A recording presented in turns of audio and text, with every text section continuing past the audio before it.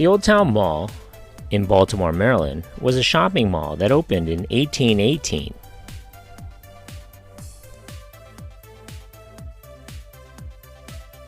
If you've clicked onto this video, then you know what today is. It's Monday, Mall Madness.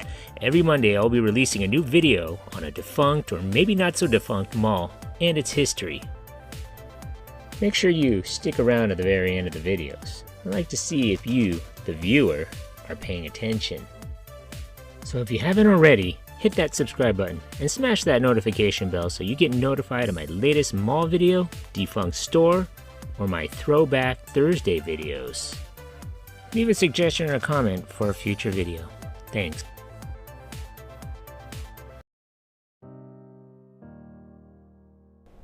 Oldtown and Gay Street started to become a retail area when the city of Baltimore built the Bel Air Market in 1818. The sixth market to be constructed, Bel Air was designed to be a relief farmers market to serve the increasing commercial operations surrounding the area. The market helped boost business in Oldtown, and the area became a diverse, bustling middle-class neighborhood, and the proximity to the city center made it an ideal place for families and downtown workers to live. Throughout the 1800s, Oldtown was a diverse middle-class neighborhood whose residents spanned socioeconomic and ethnic backgrounds.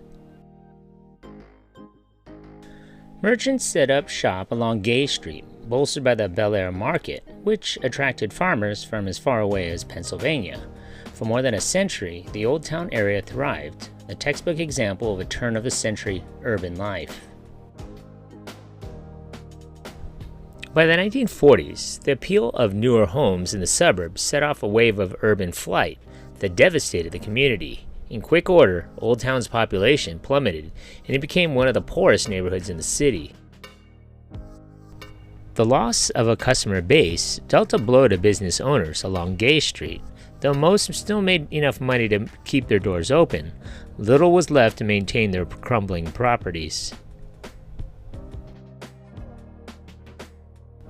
The Baltimore riot of 1968 was a turning point in the area. The city of Baltimore used the devastation as a way to revitalize Gay Street. Developers decided to convert the street into a pedestrian-only zone and name it the Oldtown Mall. The streets were repaved with bricks, planters, street lamps, and trees were added, and even a fountain was installed in the center along with a clock tower that would bear the name of the mall. More than $1.7 million had been spent on the project. In the late 1960s, the area opened with much fanfare, with government officials from across the country in attendance. One newspaper wrote that good things are happening in Oldtown. Fueled largely by federal money, urban renewal plans were set into motion that would improve hundreds of homes in the neighborhood and turn a two-block stretch of Gay Street into a chic shopping district. For several years, the Oldtown Mall renewal was considered a success. The surrounding community used the mall as its center point. Retailers had a steady stream of customers, and young men and women worked their first jobs at Oldtown shops. There were over 64 stores, as well as a Kaufmann's. But it didn't stay that way too long. By the late 1980s, the area began to slide into disrepair.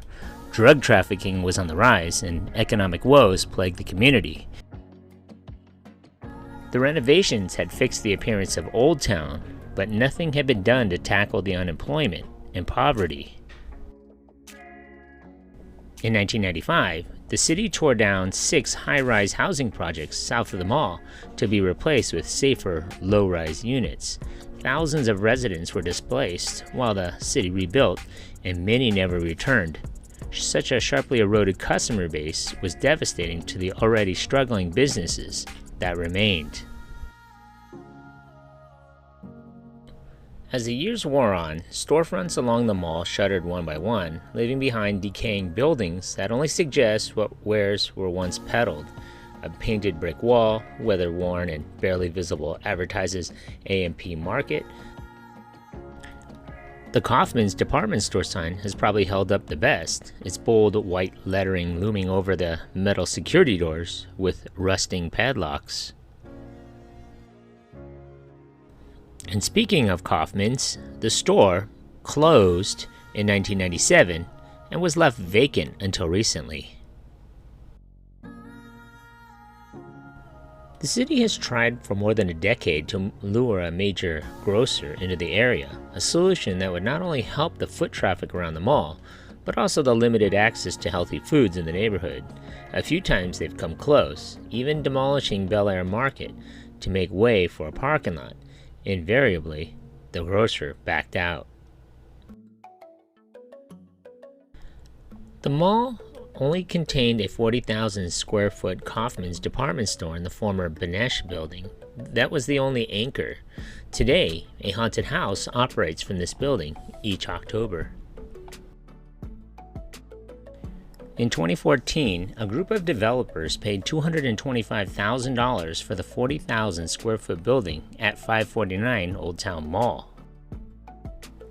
It was the first time in years that someone had purchased a building at Oldtown Mall with a clear plan to bring activity back to the area, long ago abandoned by retailers.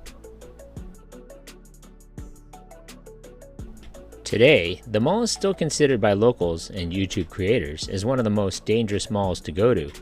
In 2015, 2 men were shot in the afternoon hours at the mall. Later, police arrested 2 men in connection with the shootings.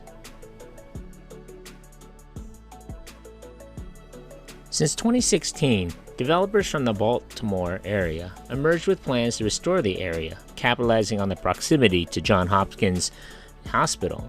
Some plans include restoring Gay Street through the mall to increase business opportunities for traffic, and the redeveloped site could include new housing, office, and commercial space, and it could also include a farmer's market. Congratulations, you made it this far into the video. When I find you. Pop quiz, hotshot. So let's see how close you were paying attention to my video. So how many anchor stores closed in this mall?